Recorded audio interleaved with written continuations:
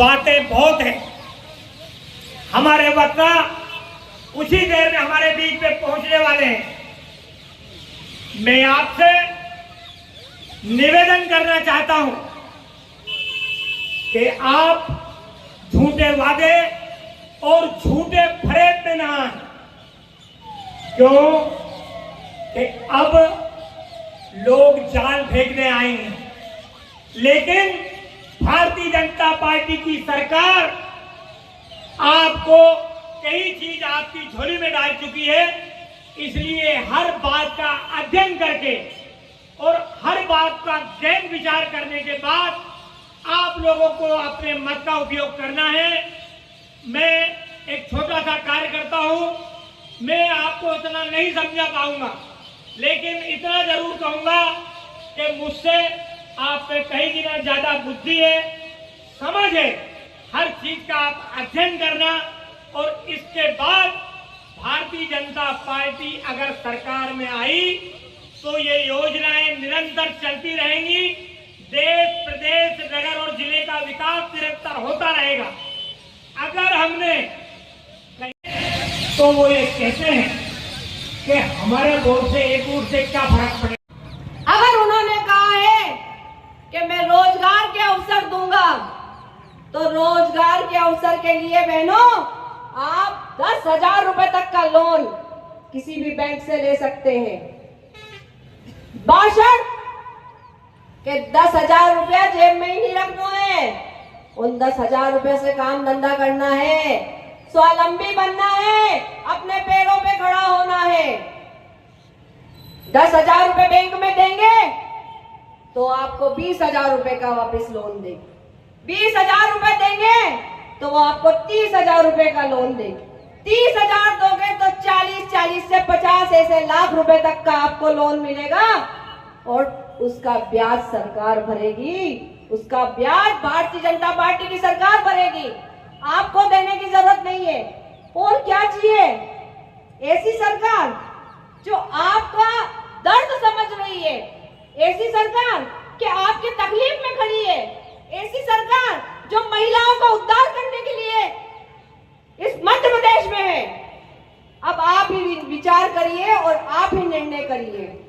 उन फैक्ट्रियों तक तुमने सड़क बनाई और तुमने जनता का कितना नुकसान किया ये जानते हो। एक बार का समय है, स्वर्गीय राजेश पायलट भोपाल आए थे, कांग्रेस का शासन था। भोपाल से वो इंदौर आ गए।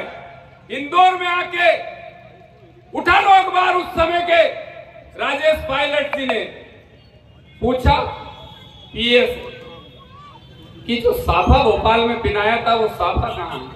बहुत जोरदार साफा था। बोले साहब वो भोपाल रही है। इतिहास में लिखा है खाली हेलीकॉप्टर इंदौर से वापस भोपाल उस साफे को लेने गया था।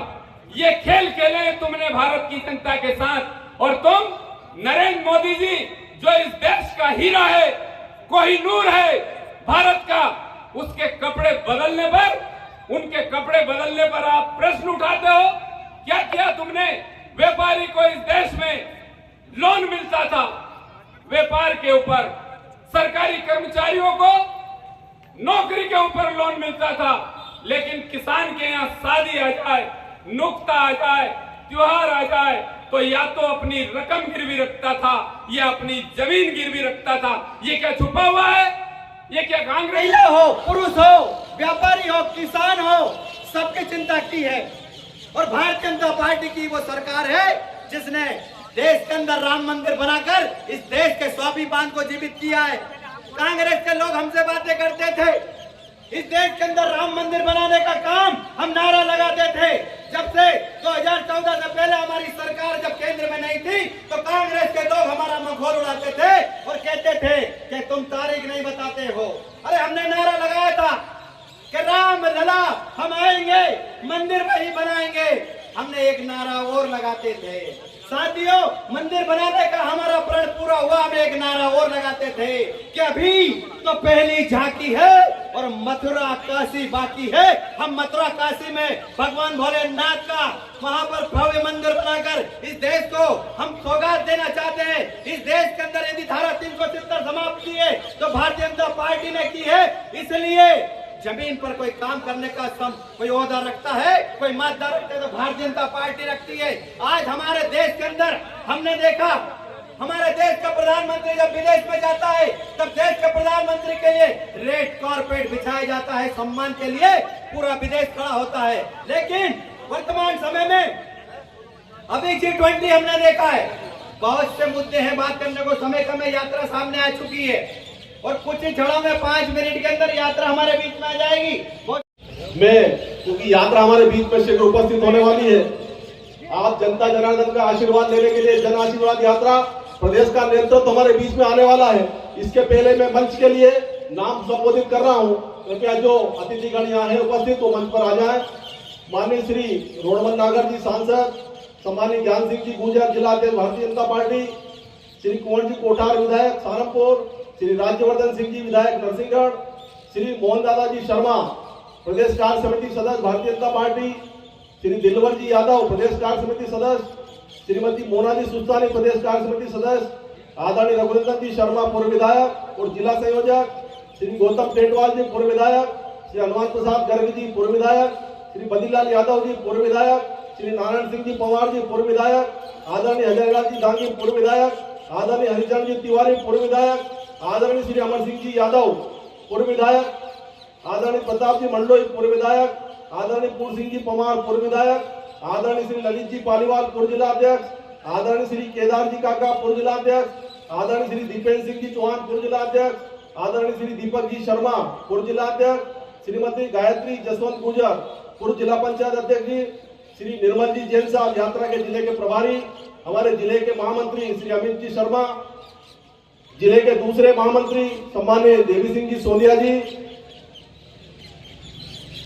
एक और महामंत्री हमारे श्री रामचंद्र जी जलालिया, जिला महामंत्री, विधानसभा के संयोजक श्री मोहन गुप्ता। आशीर्वाद जो आपके बीच में लेने आ रही है, पार्टी ने और भारतीय जनता पार्टी के जननायक माननीय मुख्यमंत्री जी ने, देश के प्रधानमंत्री मोदी जी ने जो काम किया है उसका आशीर्वाद 2023 और 24 के लिए आ रहे हैं। निश्चित रूप से आप लोगों ने भारतीय जनता पार्टी की जब से सरकार मध्य प्रदेश में बनी है, हमने वो विकास देखा है। उसके पहले भी हमने तो इस प्रदेश का मुख्यमंत्री होया करते थे दिग्विजय सिंह, उनका 10 साल का कार्यकाल भी देखा और उसके बाद जब भारतीय जनता पार्टी की सरकार आई वो विकास भी हमारे सामने है। जन आशीर्वाद यात्रा है, आज सुबह से राजगढ़ से चली, कालीपीठ होते हुए ब्यावरा, ब्यावरा से नरसिंहगढ़, नरसिंहगढ़ से बोड़ा होते हुए अचोर नगर में, आज का ब्यावरा में, कालीपीठ में, राजगढ़ में हमारे प्रदेश के नेता और मुख्य अतिथि के रूप में हमारे भोपाल के विधायक रामेश्वर जी शर्मा मुख्य अतिथि के रूप में हमारे बीच में हैं। बंसीलाल जी गुजर जो किसान संघ के किसान मोर्चे के राष्ट्रीय उपाध्यक्ष हैं, वो भी उस यात्रा में हमारे बीच में चल रहे हैं। हमारे बीच में भारतीय जनता पार्टी की नगर पालिका ने विकास किया है। ये विकास आज जो पूरे राजगढ़ जिले में दिख रहा है वो विकास मात्र भारतीय जनता पार्टी की देन।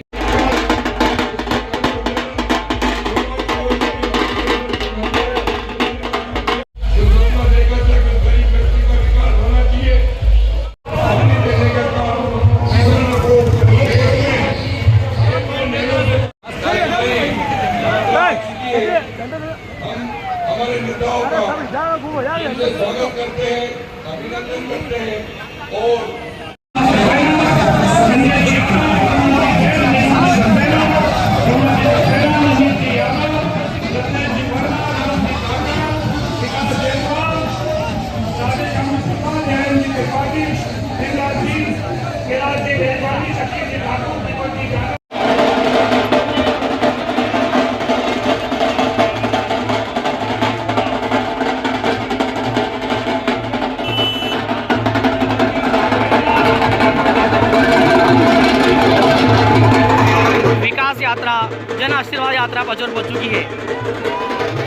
आशीर्वाद यात्रा पचौर शहर में पहुंच चुकी है। देख सकते हैं आप रथ के ऊपर सवार हैं भोपाल से रामेश्वर जी शर्मा और सांसद क्षेत्र सांसद श्री रोडमल जी नागर, जिला अध्यक्ष ज्ञान सिंह जी गुजर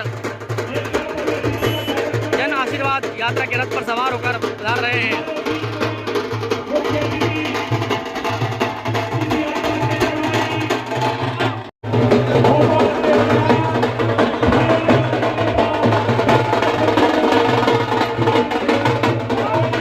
यात्रा के संभागी समिति के सदस्य सभी स्वागत करें, अभिनंदन करें और जय जय श्री राम की भारत माता की। जन आशीर्वाद यात्रा के पचौर में पहुंचने पर आज हमारी इस यात्रा में दिन भर यात्रा का नेतृत्व कर रहे ऐसे हमारे भोपाल के विधायक और मध्य प्रदेश विधानसभा के पूर्व अध्यक्ष और जोरदार नौजवान नेता आदरणीय रामेश्वर शर्मा जी हमारे बीच में हैं। मैं आप सबसे निवेदन करूंगा जरा जोरदार ताली बजा करके रामेश्वर शर्मा जी का स्वागत करें। ये पचौर की ताली तो नहीं बजती है, जरा पीछे तक बजनी चाहिए ना, दोनों हाथ खड़े करके। हमारे बीच में उपस्थित हमारे माननीय सांसद आदरणीय रोडमल जी नागर साहब का भी जोरदार ताली बजा करके स्वागत करें।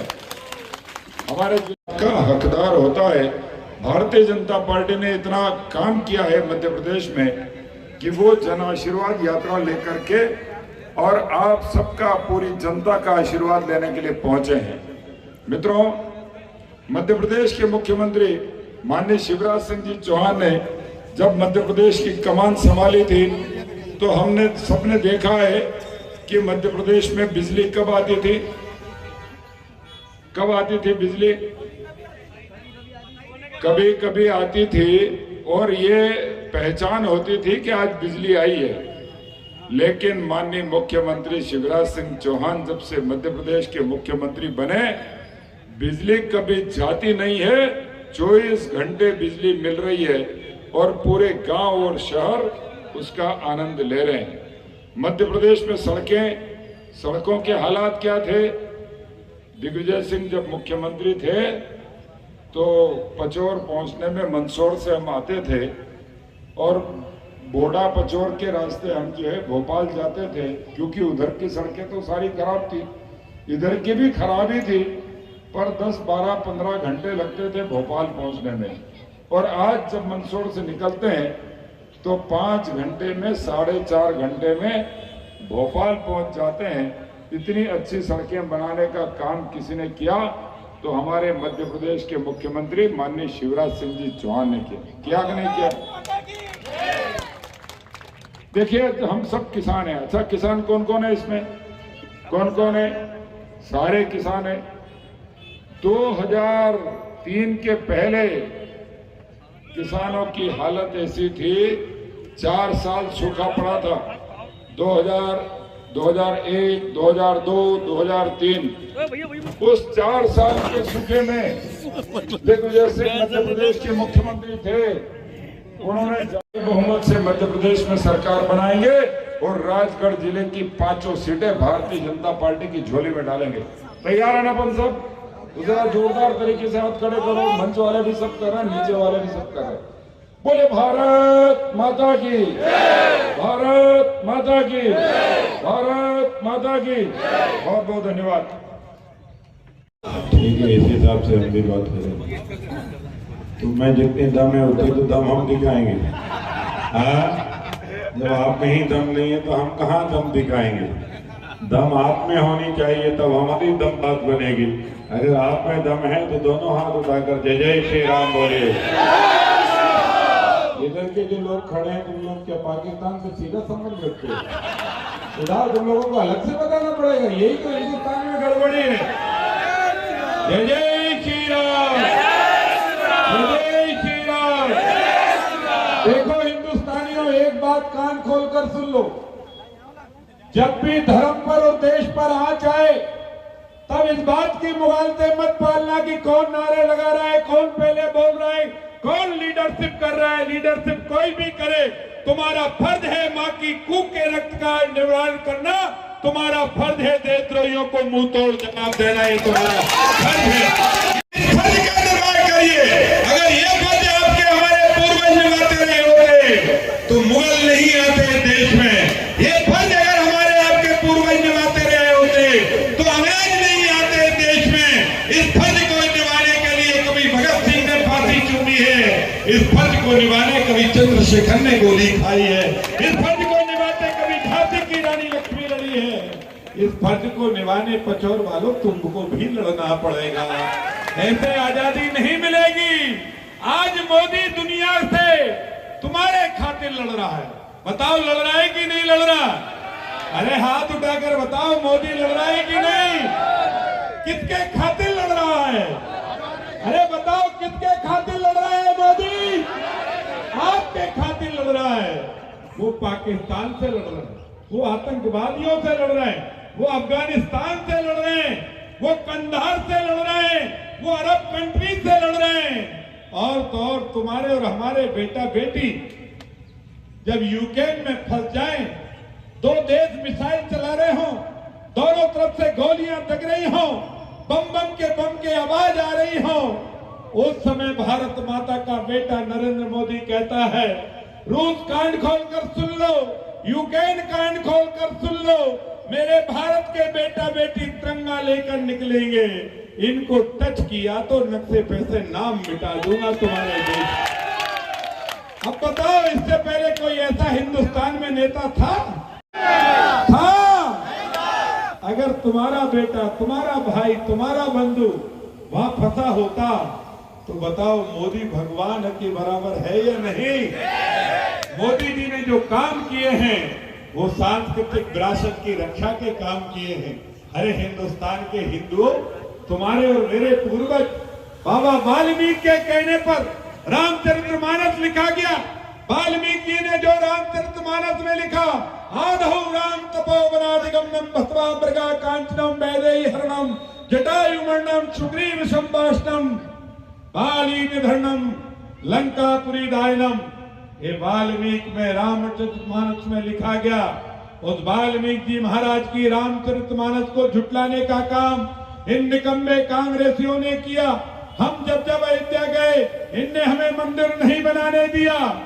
अगर मोदी नहीं होता तो मंदिर बन जाता? अरे बताओ, बन जाता?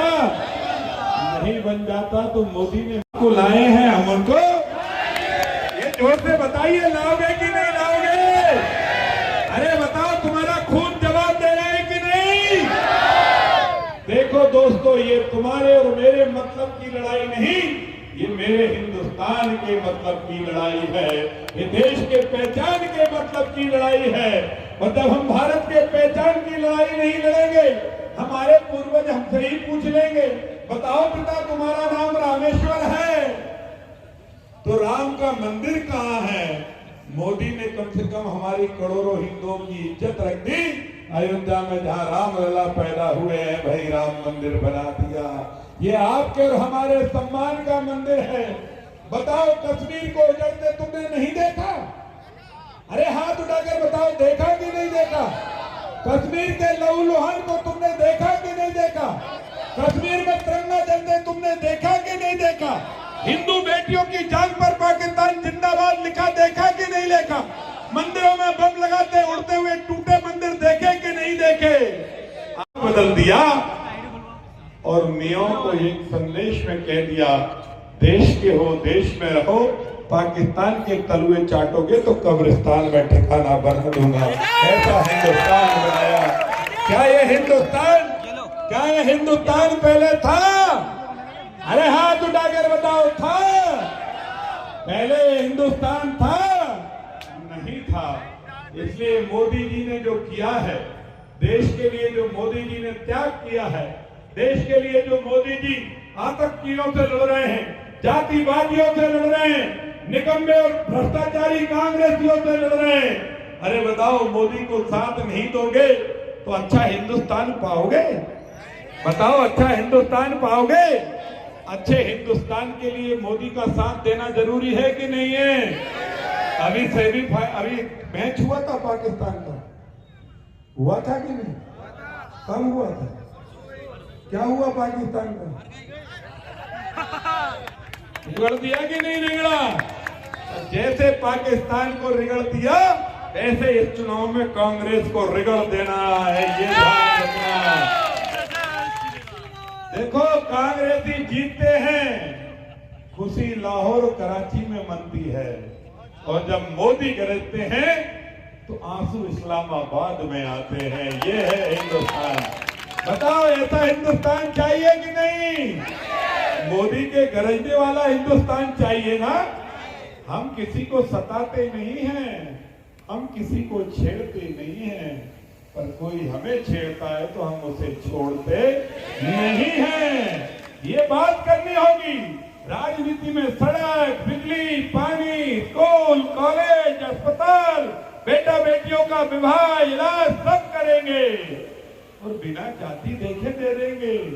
हिंदू को भी देंगे, मुसलमान को भी देंगे, मकान दोनों को दिया जाएगा, निकाह मुसलमान की बेटी का करा जाएगा, हिंदू की बेटी का विवाह कराया जाएगा, कोई भेद नहीं किया जाएगा। पर पाकिस्तान जिंदाबाद बोलोगे तो कुचल दिए जाओगे। इतना ध्यान रखिए, इतना ध्यान रखिए। ये देश का नमक खाओ तो देश की संस्कृति से जुड़ जाओ। आप हमें गाली दो, आप मोदी को गाली दो, आप शिवराज सिंह चौहान को गाली दो, लेकिन भारत माता को गाली दी तो दांत तोड़ देंगे। ये ध्यान रखिए, ये ध्यान रखिए। ये सेना काय के लिए है, ये पुलिस काय के लिए है, ये हिंदुस्तानी खून काय के लिए है, और भगत सिंह का बलिदान काय के लिए है कि आज भी हम माता को गाली सुने। और सुना निकम्मा कांग्रेसियों, तुम्हारे पुरखों ने देश विभाजन स्वीकार किया होगा, हमने देश विभाजन स्वीकार नहीं किया। आज भी हम बचौर की धरती पर सौगंध खाकर कह रहे हैं, मोदी को तीसरे बार तो लाओ।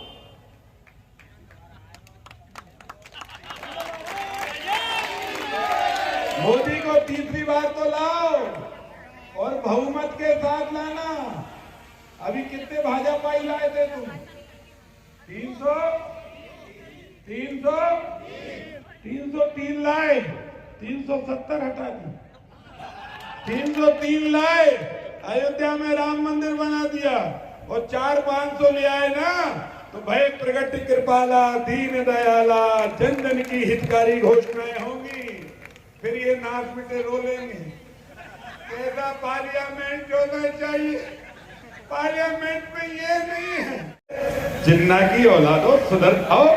यहाँ तो चित्र लगेगा राजा राम का, यहाँ चित्र लगेगा बाबा विश्वनाथ का, यहाँ चित्र लगेगा बापू महात्मा गांधी का, यहाँ चित्र लगेगा सरदार वल्लभ भाई पटेल का, यहाँ चित्र लगेगा नेताजी सुभाष चंद्र बोस का, यहाँ चित्र लगेगा महावीर स्वामी का, यहाँ चित्र लगेगा गौतम बुद्ध का, यहाँ चित्र लगेगा गुरु नानक का, और यहाँ चित्र लगेगा छत्रपति शिवाजी महाराज का। ये ऐसा हिंदुस्तान चाहिए। इस हिंदुस्तान के लिए तुमको क्या करना? रिवॉल्वर उठाना, हाथ उठाओ, रिवॉल्वर उठाना, बंदूक उठाना, डंडे उठाना, तलवार उठाना, भाला उठाना, क्या करना? क्या करना? अरे हाथ उठाकर बताओ क्या करना? इतने चिल्लाना भी नहीं है।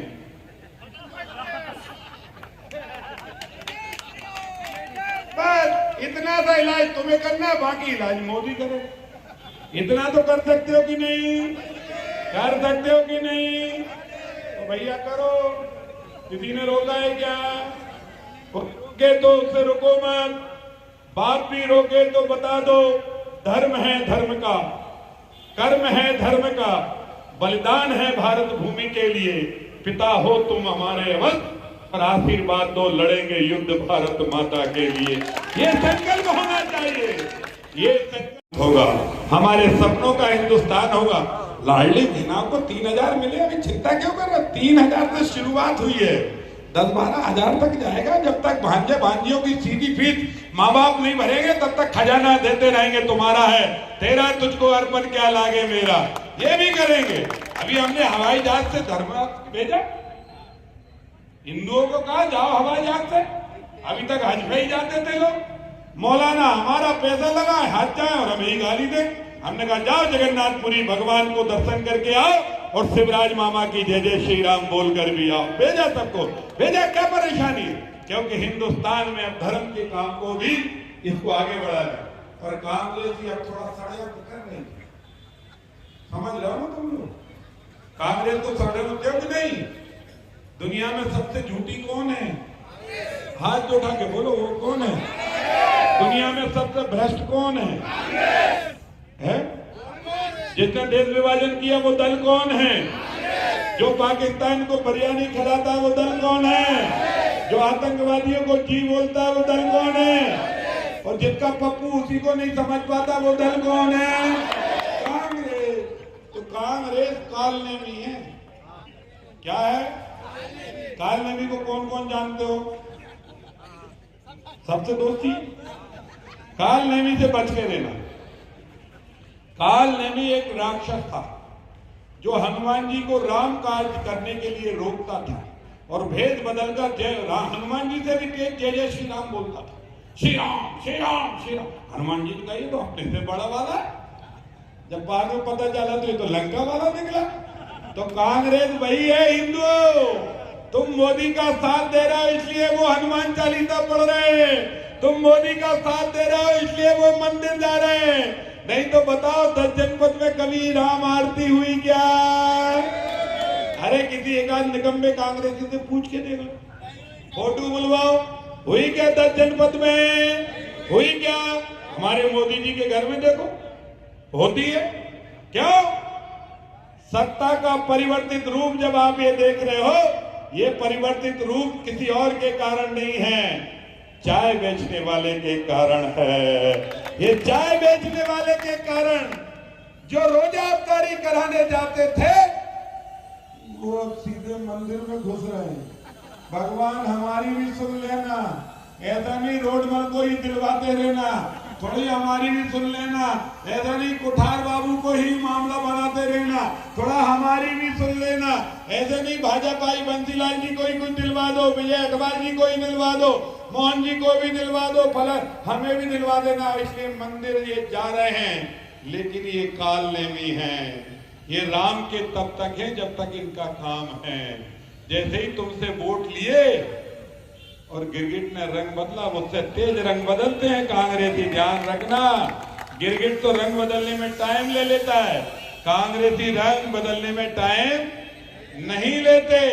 और इसलिए ध्यान रखना, ये लड़ाई केवल पचौर के चौपाल की लड़ाई नहीं है। पचौर वालों, तुम्हारे जहां जहां नाते रिश्तेदार रहते हैं उनको एक मैसेज डालो, हमने तुमसे कभी रिश्तेदारी के नाते वोट नहीं मांगा, लेकिन इस बार रिश्तेदारी के नाते वोट मांग रहे हैं। और सेमीफाइनल में शिवराज का कमल खिलाना है, फाइनल में नरेंद्र मोदी को कमल पर जिताना है। ये संकल्प ले रहा हूं, ये जीतेगा। गरीब की पक्का प्रधानमंत्री आवास बनेंगे, 5 लाख रुपए का आयुष्मान कार्ड देंगे, किसानों के खेतों को पानी देंगे, उनके खाते में 12,000 रुपए जमा करेंगे, बेटा बेटियों की पढ़ाई की व्यवस्था करेंगे, बूढ़ों को तीर्थ दर्शन भेजेंगे, गांव की सड़कें बनाएंगे, अच्छी चौपाल बनाएंगे, स्ट्रीट लाइट जलवाएंगे और ये बंटा ढारों को सीधे पाकिस्तान भेज देंगे। यहाँ से काम खत्म। तुम्हारी मोहब्बत तो नहीं है, तुम्हारे यहाँ का राजा है तो पता चला मोहब्बत रखते हो, है तो नहीं है? बंटा ढार से तो तुम्हारी कोई दोस्ती तो नहीं।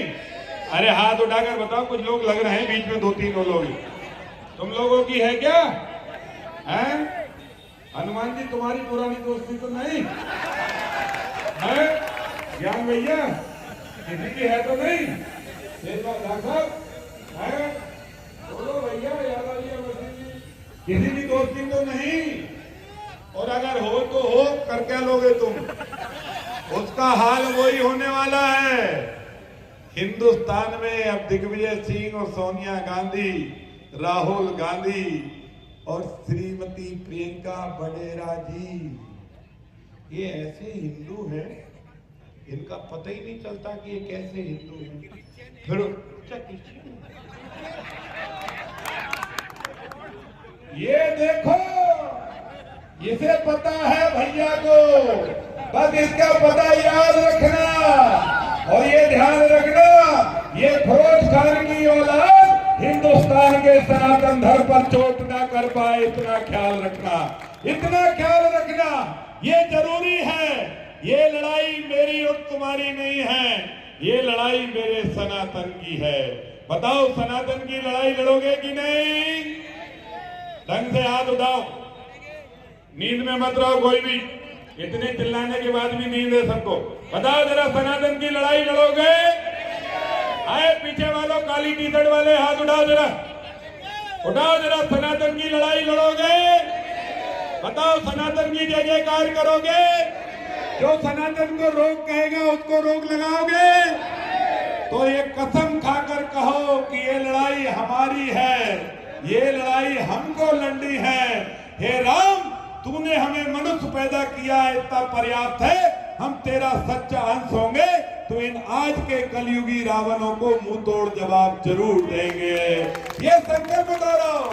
ये संकल्प अगर तुम लोगे तो मजबूत हिंदुस्तान बनेगा, बेटियों की सुरक्षा बनेगी।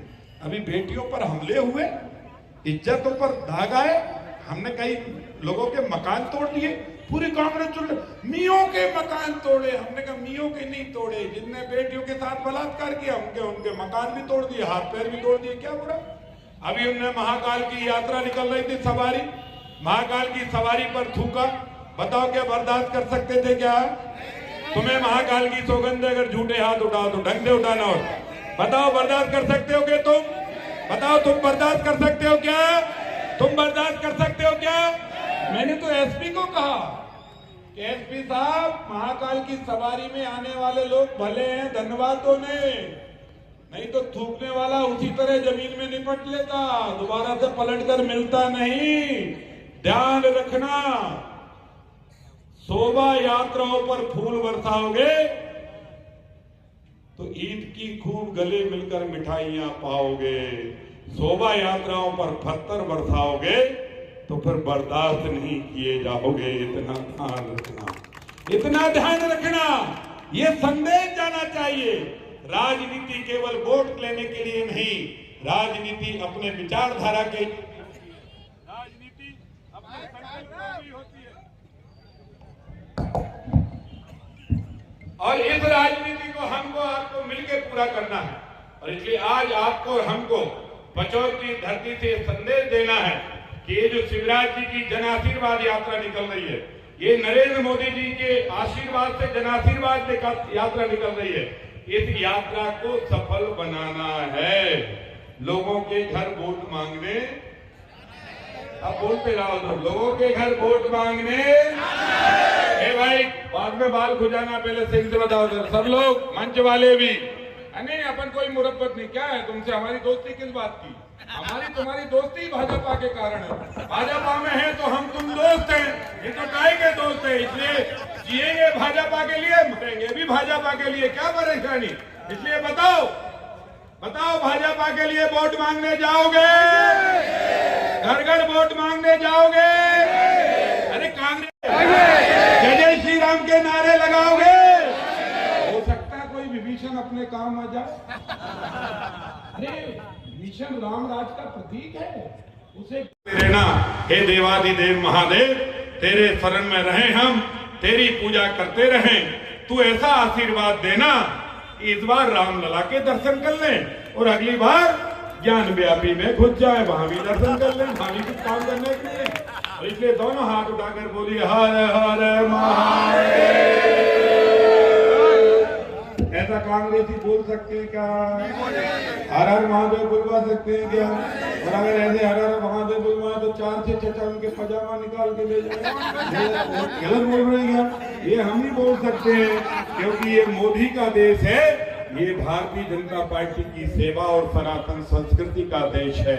हम किसी को छेड़ते नहीं, पर हमें कोई छेड़ता है तो हम उसे छोड़ते नहीं। इसी संकल्प के साथ लगे रहिए, जुटे रहिए, बेटियों को सम्मान देते रहिए, गरीबों का इलाज कराते रहिए, झोंपड़ियों को पक्का बनवाते रहिए, किसानों के खाते में पैसा डलवाते रहिए, खेत तक नहर पहुंचाते रहिए, गांव शहर में सड़कें बनवाते रहिए, जहां अंधेरा हो वहां रोशनी देते रहिए, दीनदयाल उपाध्याय का संकल्प पूरा करते रहिए, श्यामा प्रसाद मुखर्जी की जय जयकार करते रहिए और एक ऐसे राम राज की ओर आगे बढ़िए जो तुलसी ने कहा था, देहिक दैविक भौतिक तापा राम राज्य ना काहू व्यापा। उस राम राज के लिए लड़िए और बापू को भी श्रद्धांजलि दीजिए और कहिए, बापू तेरी जो औलाद नाजायज थी उसने तो कोई तेरी मदद की नहीं, पर हम तेरी सौगंध खाकर जरूर कह रहे हैं, तेरे हर मनोकामना को पूरा करेंगे और हिंदुस्तान में राम राज बनाकर ही दम लेंगे।